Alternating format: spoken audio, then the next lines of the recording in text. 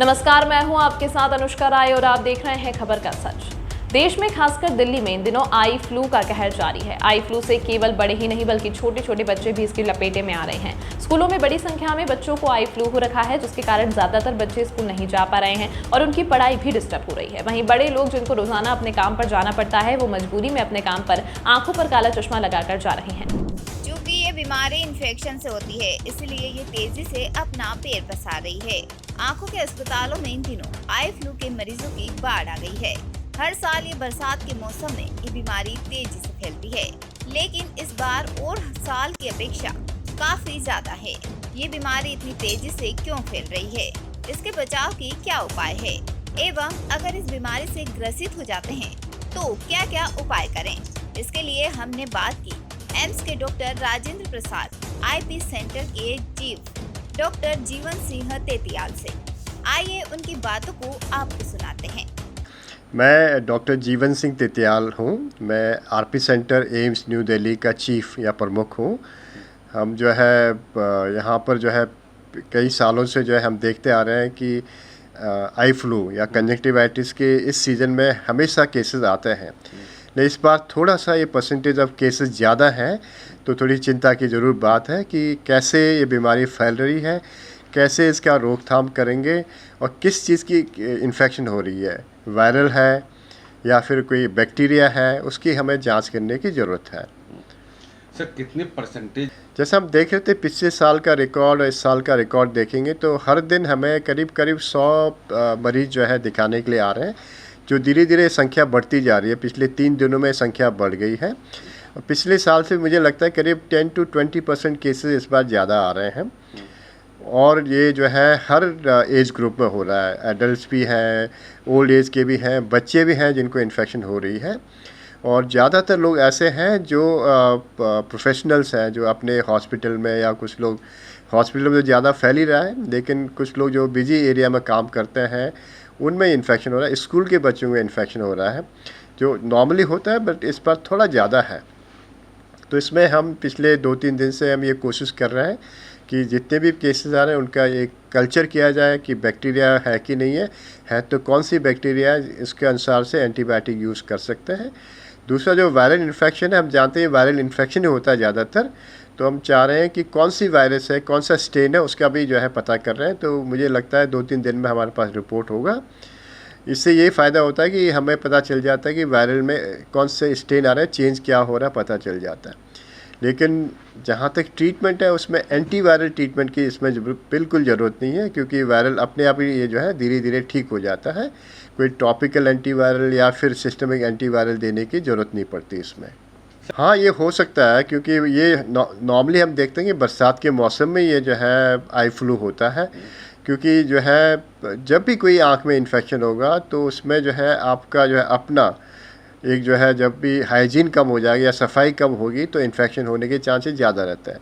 इस सीज़न में बारिश के टाइम में वायरल इन्फेक्शन ज़्यादा होता है। आप देखेंगे कि बहुत से बच्चों को फीवर भी आता है, कॉमन जो कोल्ड हो जाता है, तो साथ में आँख में भी सिमिलर इन्फेक्शन हो जाता है। इसीलिए यह जो है कॉमन आई फ्लू कहते हैं।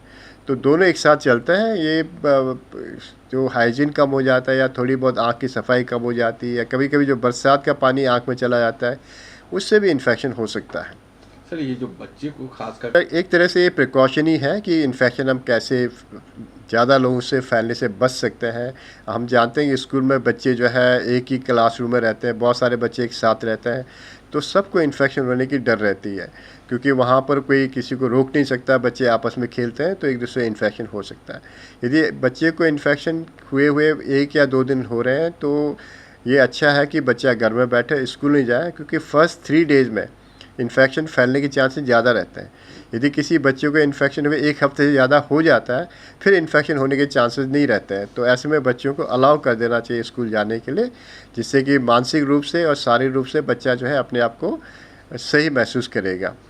हाँ, ये ज़रूर है कि बच्चों को जो है थोड़ा दूरी बनाए रखें, उनको समझाया जाए कि कैसे आँखों में टच नहीं करना चाहिए, आँखों में मलना नहीं चाहिए और इस स्टेज में स्विमिंग भी नहीं करना चाहिए, बिकॉज स्विमिंग पूल से इन्फेक्शन काफ़ी फैलता है। इस सब को एक ध्यान रखेंगे तो स्कूल में भी इन्फेक्शन कम होगा। अगर राजेंद्र प्रसाद में आए तो ये हम जो है जो देख रहे हैं कि केसेस बढ़ रही हैं, लेकिन ऐसे पेशेंट नहीं है कि उनको भर्ती करना पड़ जाए कि ये जो है अपने आप ठीक हो जाता है। बहुत कम पेशेंट होते हैं जिनको एक्स्ट्रा ट्रीटमेंट की ज़रूरत पड़ सकती है। इसके लिए हमने 24 आवर्स हमारी इमरजेंसी चलती है। हर मरीज़ का यहाँ पर जो है जांच और इलाज हो रहा है। दो चीज़ें हम ज़रूर कर रहे हैं। एक तो जो है उनको जो है समझा रहे हैं, उनको हम एजुकेट कर रहे हैं कि कैसे प्रिकॉशन लेना है जिससे आपकी आँख का बचाव हो जाए और आपके फैमिली या अपने दोस्तों के इन्फेक्शन ना हो जाए। तो उसके लिए जैसे हम समझाते हैं, हमने एक बड़े से पोस्टर बनाने शुरू कर दिए जो पूरे आरपी सेंटर में और एम्स के कॉरिडोर में लगा होगा। उसमें हमने लिखा हुआ है क्या क्या इस बीमारी के लक्षण हैं, कैसे ये बीमारी फैलता है, कैसे इस बीमारी से बचाव कर सकते हैं और वो कौन से ऐसे सिम्टम्स हैं, कौन सी ऐसी आपकी जो है आँखों में दुविधा हो रही है। जब ये हो जाए तो हॉस्पिटल जाके डॉक्टर का सलाह लेना ज़रूरी है। तीसरा, इन सब पेशेंट का हम लोग आँखों के जो डिस्चार्ज आ रहा है, जो उसमें से पानी आ रहा है, उसका हम कल्चर सेंसिटिविटी भेज रहे हैं जिससे पता चलेगा कि बैक्टीरियल इन्फेक्शन है कि नहीं है, तो कौन सा बैक्टीरिया है, उसका कौन सा एंटीबायोटिक सेंसिटिविटी है और कौन सा वायरस है। इसके लिए पीसीआर टेस्टिंग कर रहे हैं सारे सैंपल्स का, तो हमें वायरल का पता चल जाए कौन सा वायरस है, कौन सा स्टेन है, वो भी पता चल जाएगा, जिससे कि हम जान पाएंगे पिछले कई सालों में वायरस में क्या चेंजेस आ रहे हैं। नॉर्मली जो है एडिनो वायरस इफ़ेक्ट करता है ज़्यादातर, लेकिन कभी कभी दूसरे वायरस भी जो है आँखों में असर करता है।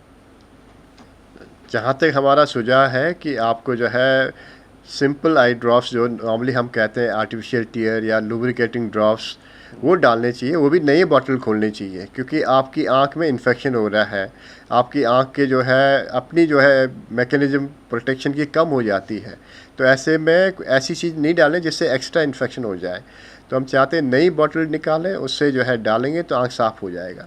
जब भी ये इन्फेक्शन होता है तो मरीज़ को ये लगता है कि आंख में कुछ फंसा हुआ है। सबसे कॉमन सिम्टम होता है, ऐसे लगता है आंखों में कुछ फंसा हुआ है, कोई रड़क हो रही है, क्योंकि आंख में इतना इन्फ्लेमेशन हो रहा है। तो ऐसे में बार बार जो है आंख मलने का मन करता है। आंख मलिए नहीं, आप ठंडे पानी से आंख धोइए। ठंडे चीज़ से आंख में आप रखेंगे, टॉवल रखेंगे तो उससे भी पेन कम हो जाएगा। और आर्टिफिशियल डालेंगे, टीयर डालेंगे तो आंखों की सफाई खुद ही कर देगा।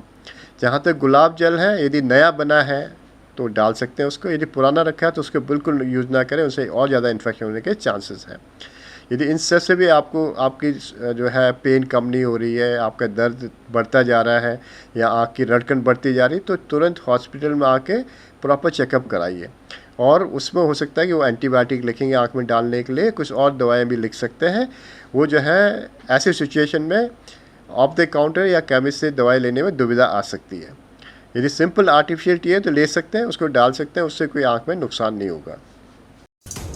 तो आपने सुना डॉक्टर जीवन सिंह तेतियाल को। उन्होंने सबसे पहले तो ये बताया कि ये बीमारी ज्यादातर भीड़ भाड़ वाले इलाके से फैलती है। बच्चों को भी स्कूल में किसी को हुआ रहता है तो वहाँ से फैलती है। ऐसे में बच्चों को कॉमन सेंस 3 दिनों तक स्कूल नहीं भेजे और उनके आंखों का ख्याल रखे। ठंडे पानी से आंखों को धोए एवं नॉर्मल आई ड्रॉप को आंखों में डाले। आंखों में खुजली होने पर भी इसे ना मसले। 3 दिनों तक विशेष ध्यान रखें। उसके बाद बच्चे स्कूल जा सकते हैं, क्योंकि अगर 3 दिन के बाद भी अगर आंखों में जलन या पानी निकल रहा है तब भी अब आगे इन्फेक्शन का डर नहीं रहेगा। ये नियम और उपाय सभी के लिए है। अगर इतने से ज्यादा कुछ आंखों में दिक्कत होती है तो तुरंत डॉक्टर को जरूर दिखाएं। अभी एम्स के आरपी सेंटर में इस आई फ्लू पर रिसर्च किया जा रहा है कि ये क्यों हो रहा है या कौन सा वायरस ज्यादा इफेक्ट कर रहा है। 2 से 3 दिनों में ये पता चल जाएगा। तब तक आप अपने आंखों का विशेष ख्याल रखें और बताए गए नियमों का पालन जरूर करें।